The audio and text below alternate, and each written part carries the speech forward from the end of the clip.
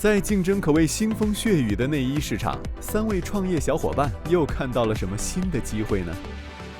I was trying to gift lingerie for someone. I spent about 4 hours doing it, and everything there was a sea of sameness. Everything I couldn't differentiate from one product to the other. We figured, why not launch our own business to sort of figure that out?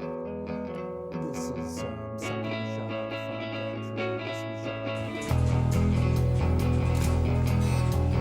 These are absolutely beautiful in here. So far from the data, do you feel the traction are coming from the magazine side?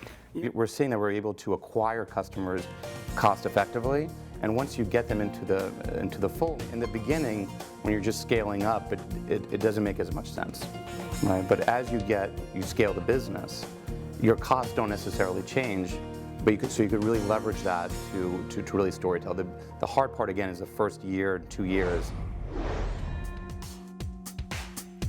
所有好看叫卖的内衣都离不开性感。OuiHours 则在照片上把这种情色元素体现到了极致，而这些照片的拍摄也全部由名人操刀。对于很多新生代内衣创业者来说，提起这些摄影师的名字以及他们的工时报价，足以让很多囊中羞涩的人哭晕在厕所。但是对老将 Mark 来说，这都不是事儿。Bruce Weber, David LaChapelle, Patrick DeMarche worked with me with part of the brand that we're doing. Beautiful, beautiful stuff on a beautiful girl.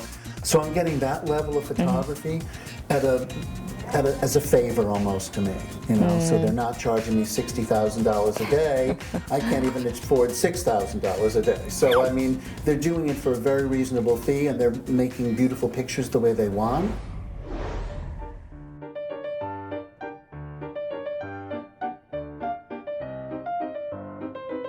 在电商无孔不入地渗透进我们生活的今天，选择太多也让很多消费者倍感头疼。于是，买手精选制度应运而生，成为了网店新热点。成功案例中最耀眼的非 Net-a-Porter 莫属。作为世界最大买手网店 ，Net-a-Porter 凭借顶尖买手团队，在去年成功盈利100万欧元。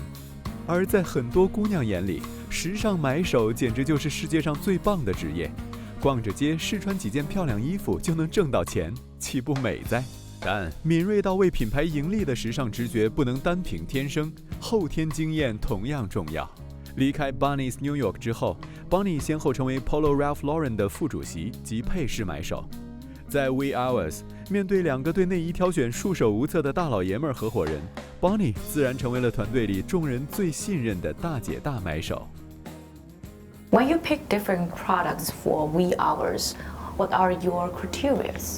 First, the quality. Some trend-driven, but also real great classics, really great feminine pieces, and balance it out, you know, between color and prints and, you know, and also what the particular brand stands for.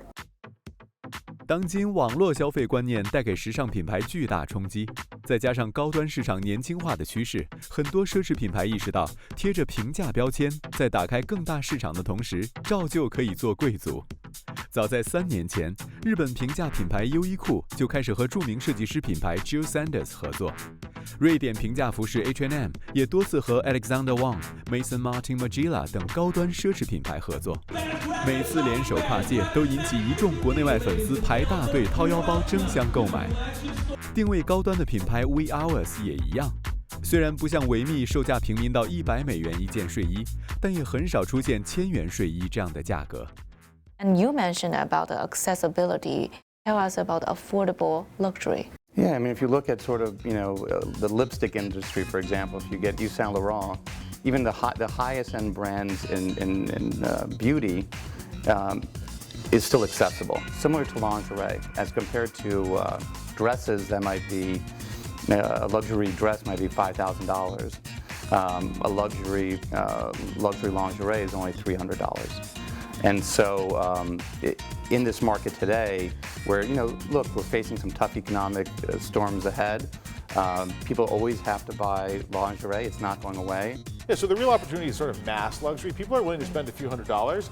They'll maybe even spend a little more if there's something really unique, if they like the story, if they like the image, if it is totally different for them. 在做这期节目之前呢，我一直以为啊，主要消费内衣的当然是应该像我这样的女生。但直到我看到这一组数据，我才发现呢，其实原来有80%的男性啊都曾经逛过内衣商店，而且在全球的内衣市场当中啊，消费者呢其实有40%啊也都是男性。那面对呢两性不同的消费习惯，OuiHours又是如何拿捏他们的经销方式呢？ And tell us a little bit more specifically, like how many percentage of your customer are female? Right now, about 60% of our clients are women, 40% are men. Do you feel when they are shopping online, they shop differently?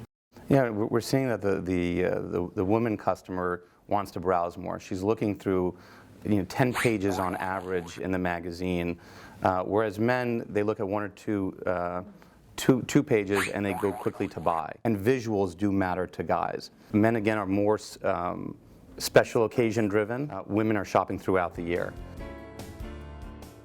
经过1年的发展壮大，OuiHours 的发展变得平稳许多。日前，网站还专门开辟了新娘专栏。进入2016年，OuiHours 还希望能够打造纸质版的杂志，并开设第1家 OuiHours 实体内衣店。What's your vision for OuiHours in 5 to 10 years? My vision for OuiHours is to make it a really interesting brand, basically, that's art-centered, not necessarily commerce-centered totally, but that there's an artistic value.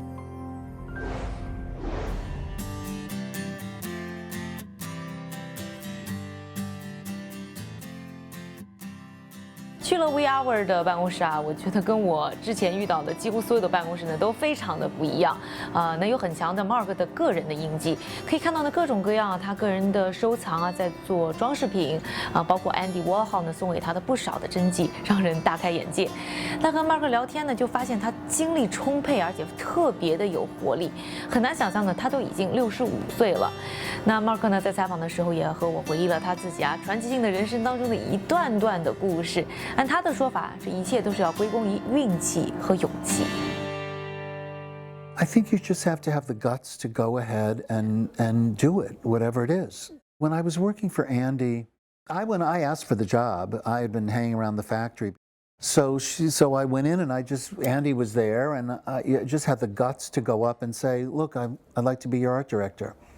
And Andy looked at me and said, okay. That's how I got my job. Which part is the most challenging part so far? It's probably being thrown into this amazing online world. Obviously, I'm not a kid, so I kind of old school. And having all these great young people around who are doing really wonderful things. I don't like it when people say, oh, there's nothing going on anymore. What happened? It's not like the old days. No, it's not like the old days. It's like the new days, So be a part of it.